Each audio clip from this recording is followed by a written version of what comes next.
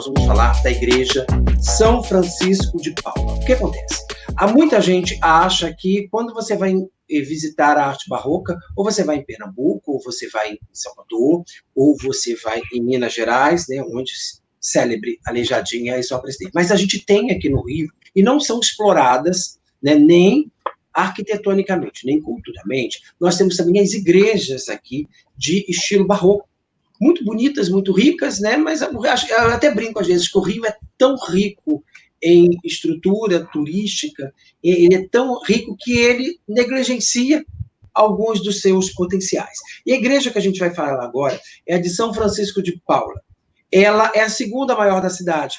Ela só perde para a Igreja da Candelária. É considerada uma joia arquitetônica. A pedra fundamental dela é de 1759 e só foi totalmente pronta em 1801, inaugurada por Dom Pedro II e Dona Teresa Cristina. Ela foi erguida no terreno chamado de Sé Nova, por Manuel Alves Setúbal. Depois passou a ser chamado de Largo de São Francisco. Que era, na ocasião, nos séculos XVIII e XIX, uma das áreas mais movimentadas do Rio de Janeiro. Bem ao lado fica a Escola de Filosofia da UFRJ, né, outro prédio ali também ligado. O curioso é que naquele terreno era para ser construída uma catedral, mas parece que eles não queriam. Teve uma briga ali, não teve, Priscila, em relação à forma como a igreja iria ser constituída no Rio de Janeiro? Na verdade, sim, existiu uma briga para retirada da Sé do alto do Morro do Castelo.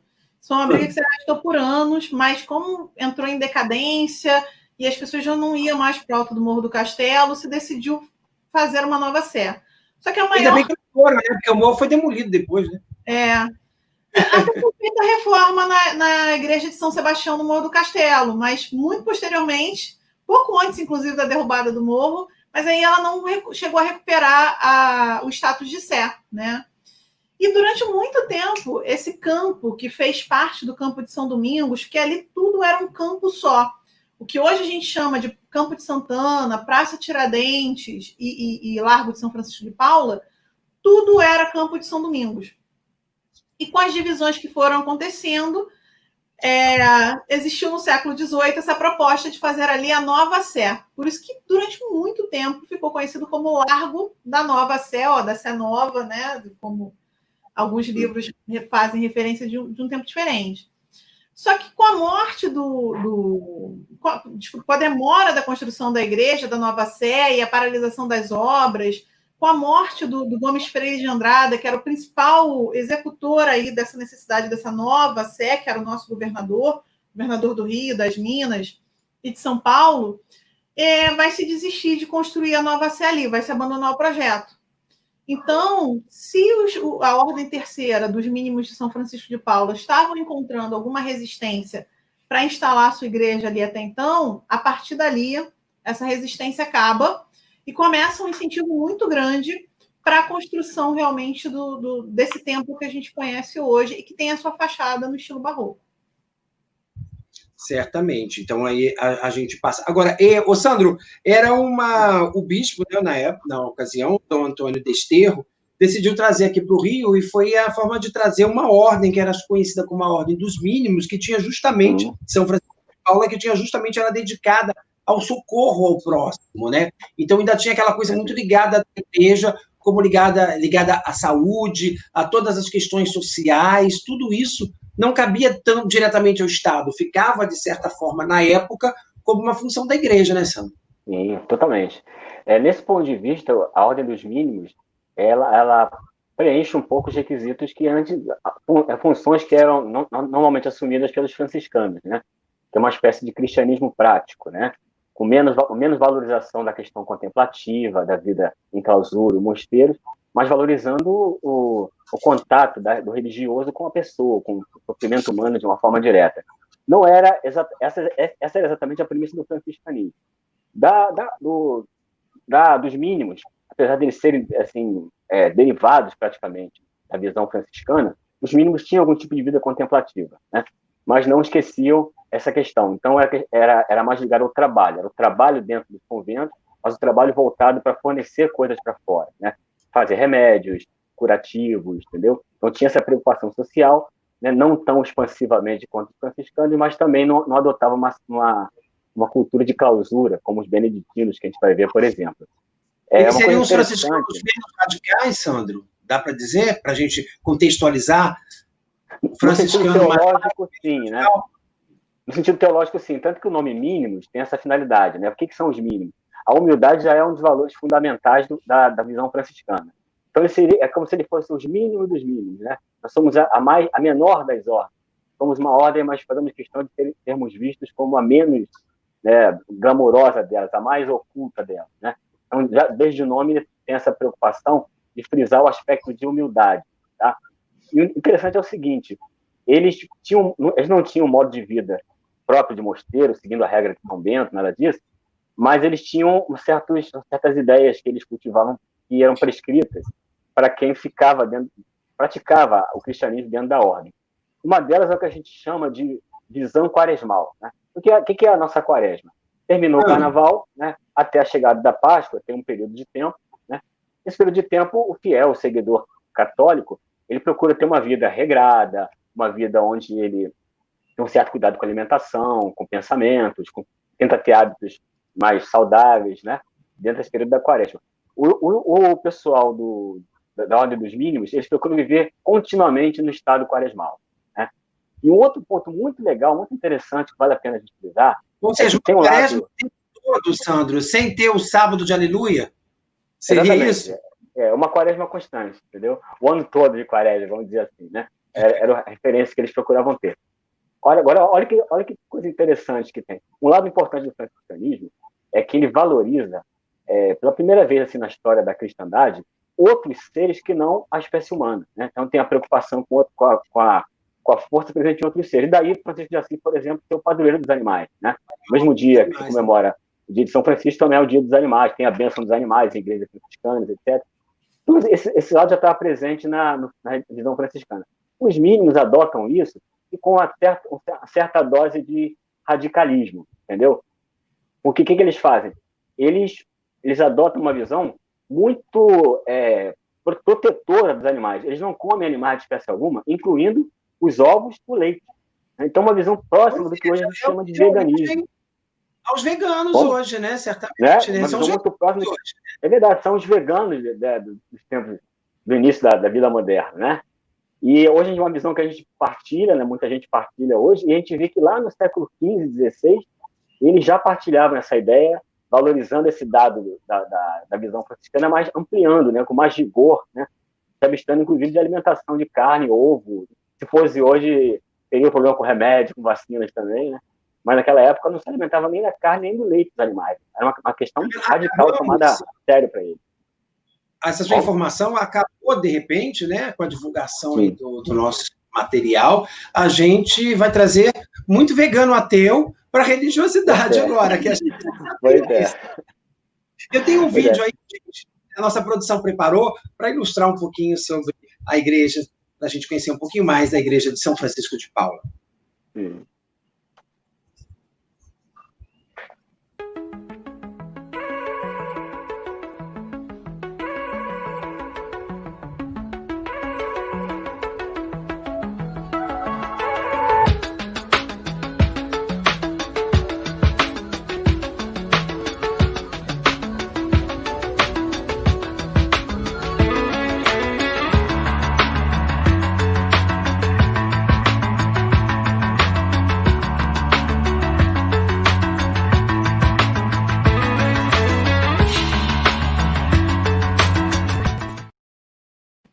O vídeo é curtinho, mas dá vontade de ver mais, né? Depois aí, a produção até pode ir soltando aí o vídeo aí depois, conforme a gente for falando, para ajudando a ilustrar. Vamos aí entrar na arquitetura, né? A decoração interna de Mestre Valentim, talha da Capela Mor e a Capela Anexa de Nossa Senhora das Vitórias, Antônio de Pádua e Castro, as portas de madeira, couro, altares laterais. Francisco Manuel Chaves Pinheiro, os 12 apóstolos em esculturas de madeira. Ela foi considerada, digamos, o máximo da vanguarda neobarroca, que mistura o barroco com o neoclássico, isso de acordo com uma das referências em história, a professora Sandra Alvim, né, Priscila? Você conhece essa especificação? dela, essa ligação desse neobarroco? É porque, assim, hoje existem 2 escolas que trabalham a história da arte no Brasil. Algumas colocam essa questão da mistura do neoclassicismo já com outras influências, né? E outras escolas já colocam toda a questão do eclético. Então, existem várias escolas que vão afirmar que essa igreja é uma igreja eclética, no seu interior, inclusive. Outras, inclusive, falam que o rococó é esse processo de transição entre o barroco e o neoclassicismo aplicado dentro das igrejas. E existe ainda esse neobarroco, mas, sinceramente, eu acabo não conhecendo o material da Silvia Alvim. Eu conheço outros materiais, como Guia de Arquitetura de Arquitetura do Rio de Janeiro, que acabam fazendo esse outro complexo. Dentro do barroco, que a gente pode ver... Só para a gente acreditar certo, quem quiser procurar no YouTube é Sandra Alvim. Sandra inclusive tem as pinturas de Vitor Meirelles também, que foi um dos grandes pintores da época, que hoje é até nome de rua no bairro de Sampaio, né? Sim. Então, assim, é uma construção do século XIX, já está fora do período do barroco. Então, esse é o tipo de coisa que a gente acaba não usando essa classificação. Agora, a fachada em si é barroca. Então, talvez essa interpretação da Sandra Alvim tenha aí uma motivação por conta de uma continuidade do processo da obra, que o fato de ter avançado no século XIX, ter recebido a influência do neoclássico, porque vem missão artística francesa, né, essa coisa toda para cá, que traz o neoclassicismo para cá, ela pode ter colocado essa derivação aí de neobarroco. Mas o neo a gente não usa para misturar com o neoclássico, a gente usa para falar do novo, de um novo barroco. Então, eu não consigo entender, né, qual é a definição dela aí. No caso da fachada, fica muito claro que é um barroco pombalino, que seria a terceira fase do barroco pombalino, do barroco, ou que a gente chama de barroco italiano tardio, que o Sandro também chegou até a citar no início. A gente tem uma predominância de pedra na fachada, essas pedras vinham como um lastro dos navios e eram aplicadas nessas obras. A gente tem os relógios, 90% das torres cineiras com relógio, a gente pode afirmar que é barroco pombalino. E também, aí, já que a gente está destacando a figura dos animais, no topo da igreja, no topo da torre cineira, tem um galo, que é um galo dos ventos, que poderia afirmar para a gente qual é o vento que está vindo, para saber quais eram as condições climáticas da cidade. Então, eles ainda tinham essa função, né? Tanto do tempo do relógio, né? Como o tempo também meteorológico. Exatamente, exatamente. A questão do tempo, da temporalidade na religiosidade, nessas irmandades, nesse estilo arquitetônico, foi trabalhada. Né? Então, são alguns detalhes, né? As contracurvas do seu frontão, essa questão do tempo, do relógio, para que todo o público que passasse por ali soubesse, se informasse. Os sinos que davam as ordens na cidade, tem um sino reconhecido como Aragão, porque o capitão Mor, que dava toque de recolher às 10 horas da noite, que doou o sino para que a igreja tocasse, e existisse esse toque de recolher aí na cidade, né, no século XVIII. Então, essa relação da religiosidade com o tempo, e não só um tempo espiritual, e sim um tempo real, físico, do dia a dia, dessa labuta, tem como um papel religioso. O galo é o símbolo mais usado, porque o galo, inclusive missa do galo, né, o galo provoca o despertar, né? Sem contar que o galo é um símbolo de bravura, coragem, porque ele canta alto, ele brada, né? E isso tem uma associação até com uma tradição portuguesa que vem do galo de Barcelos. Então, esses elementos da fachada nos contam sobre realmente esse barroco tardio, ou, né, que é inspirado aí durante o período do barroco pombalino. Depois, se você quiser, até explico o que é isso, né, porque a maior parte das pessoas não conhecem. E aí culmina com o galo lá na ponta, também falando para a gente a questão do tempo e o culto dos animais, como o próprio Sandro já mencionou. Destaco a questão com a morte. Também. Eles vão ter uma área muito grande para trás que servia como columbário. Várias pessoas eram enterradas ali. E eles tinham uma tradição que, no dia de finados, eles retiravam as urnas funerárias, né, dos columbários e colocavam no salão para que os parentes pudessem chorar sobre os túmulos, né, sobre os caixões, na verdade, dos seus antepassados. E foi enterrado nessa igreja um dos irmãos do José Bonifácio de Andrada e a filha, que é a Condessa de Iguaçu, de Dom Pedro I, com a Domitila de Castro. Certo, mas é uma igreja que tem toda uma ligação. Sandro, Priscila e Sandro, a gente está com uma série de interações, não dá nem para falar para todo mundo com elogios, tá? Nem dá para a gente colocar tanta quantidade. Mas eu destaco aqui nas interações, quem estiver participando, gente, marca os amigos, tá? Compartilha também, que é do Anderson Moura. Ele diz que na igreja de São Francisco de Paula é o cenário do conto Entre Santos de Machado de Assis. É verdade, é verdade. É um conto muito bom. Machado de Assis é um mestre do conto, né? Ele é mais conhecido, mais festejado pelos romances, mas é um mestre do conto, do ponto de vista técnico, os contos dele são perfeitos, são exemplos universais desse gênero, né? E se passa dentro da igreja, né? É muito interessante, esse conto fica de dica, né? Há outras obras do Machado, onde ele faz algumas referências um pouco veladas à religião, né? Ele é um pouco espírito do século XIX, cientificista, um pouco avesso à religião. O Machado não foge muito a essa regra, mas há algumas formas veladas, algumas construções bem no estilo machadiano, onde ele faz várias referências à religião, né? Essa, no caso citado pelo nosso amigo aí, ele é mais claro, porque é o cenário realmente do conto, mas ele faz muitas referências veladas à religião e vale a pena olhar a obra de Machado, quem já conhece, e quem não conhece vale a pena conhecer, mas olhar as obras de Machado com esse lado também de diálogo com o religioso. O Machado está numa cidade altamente religiosa, repleta de igrejas, de templos religiosos como esse que nós estamos trazendo aqui, e o Machado interage muito com essa questão e também com o próprio espaço, de modo geral. Então, vale a pena ver esse matiz do Machado de Assis. Isso foi muito bem citado aí pelo nosso amigo. Sim, exatamente. Aqui ele chamou muita atenção, obrigado aí. O nosso público é excepcional. Olha, tem uma série de interações aqui. O Virgílio de Castilho dizendo que é espetacular a aula virtual para qualquer apaixonado por história e essência da cidade maravilhosa. Está dando parabéns para mim, para a Priscila, para o Sandro.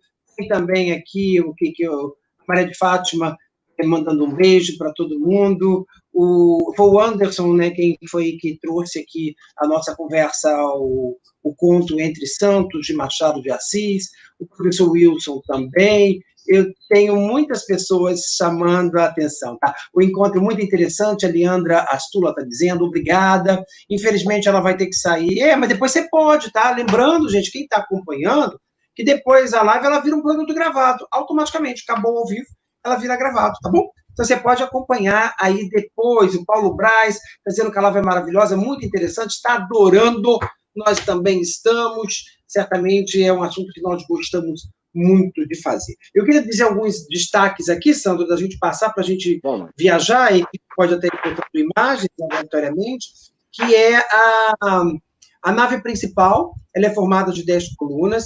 A sacristia, né, tem obras de arte, o chafariz de mármore veneziano e todo o mobiliário típico que chama muita atenção.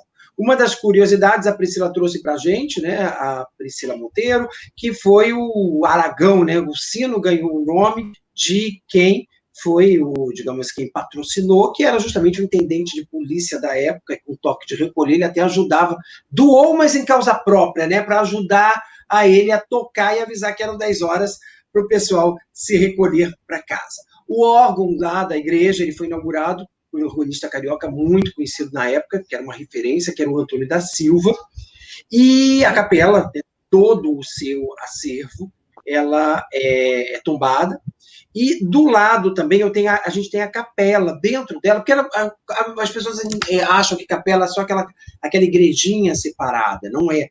Aquelas outras igrejas, aqueles outros espaços com outro altar, que eles são chamados, ele é chamado também, né, Sandro, de capela. E ela tem uma outra capela, a Priscila já voltou aí com a gente, então já recebi o retorno da Priscila, que é a capela de Nossa Senhora das Vitórias, que fica dentro, em que há pinturas de Manuel da Cunha, né, que era um escravo que comprou a própria liberdade. Aquilo que a gente estava conversando no início, aqui, né, até por estar longe, né, da Europa, né, até por questões financeiras, né, você não trazia nem sempre os grandes artistas, eram os nossos próprios escravos e indígenas, quem tinha habilidade, quem fazia a sua arte. Por isso o nosso barroco diferencia um pouco, né, Priscila, do barroco europeu, né? Além da questão da estrutura palaciana, mas o fato de não ter uma formação erudita, isso é uma característica marcante no nosso.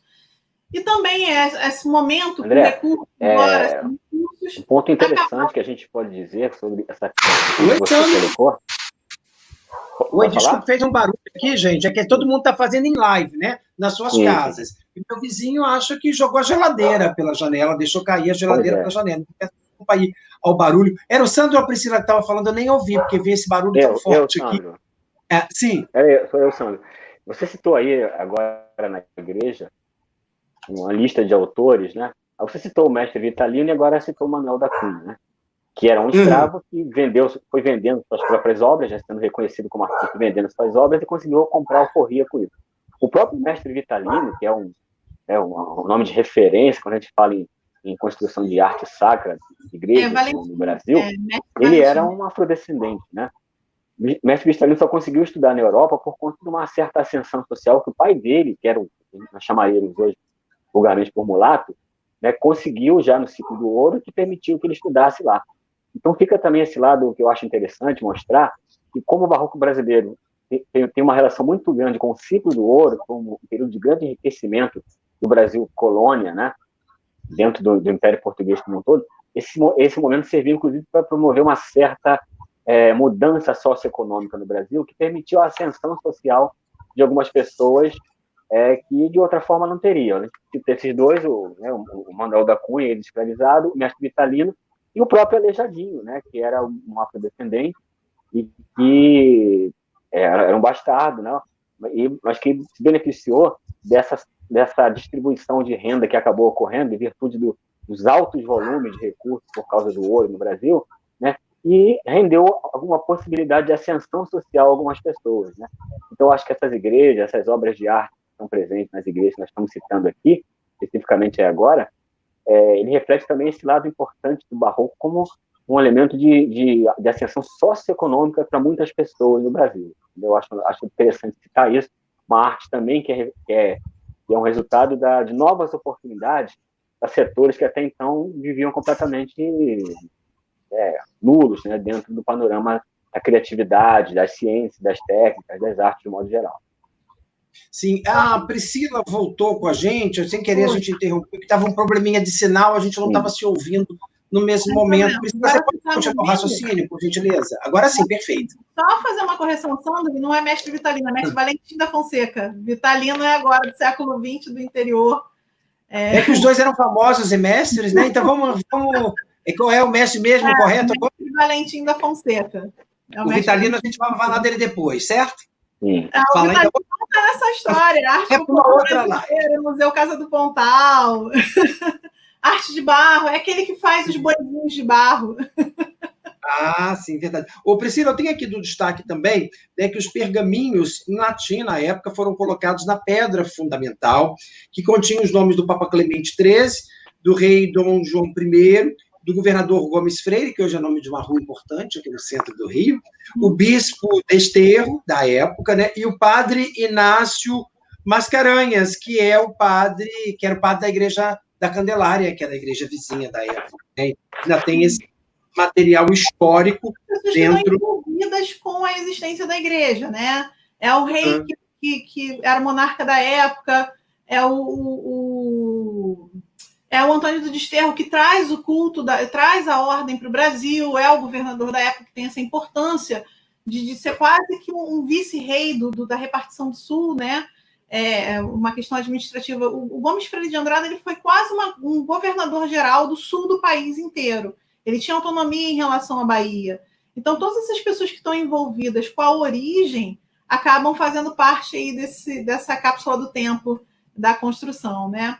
Mas só fazer uma outra curiosidade aqui em relação à nossa história mesmo, existe uma grande...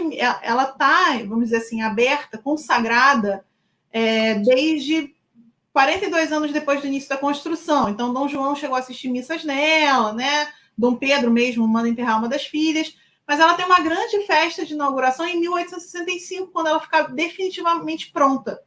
E vai estar presente nessa festa Dom Pedro II e a Imperatriz Teresa Cristina. Então, é uma igreja que, durante muito tempo, na monarquia brasileira, foi frequentada pelos imperadores, né, pelos monarcas, inclusive numa missa em homenagem à Constituição Brasileira, que aconteceu em 25 de março de 1831, Dom Pedro I, no lugar de ficar nas comemorações do Paço, foi para a missa de tão importante que era a Irmandade para a história do Brasil.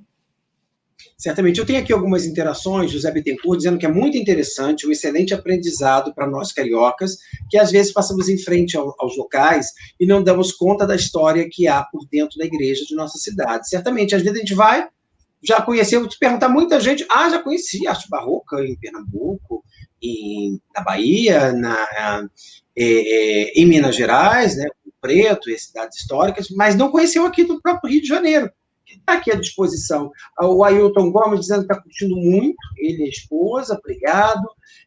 A Cida F, que live maravilhosa.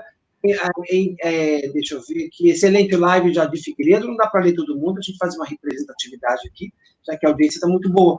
E eu tenho, gente, uma charge também feita pelo Luiz Cláudio, que trouxe aqui da igreja para a gente, tá? O Sandro já está na linha também. Vamos acompanhar a charge que o Luiz Cláudio fez para a gente? Então, a gente está encerrando aqui a igreja de São Francisco de Paula. Eu queria dar as últimas palavras aí, Priscila, se alguma observação que faltou, você e o Sandro, que a gente teve umas intermitências na linha aí de vocês dois, se faltou alguma informação que vocês queiram passar para a gente encerrar o capítulo da igreja de São Francisco de Paula, que a gente está retratando aqui igrejas com características barrocas aqui no Rio de Janeiro.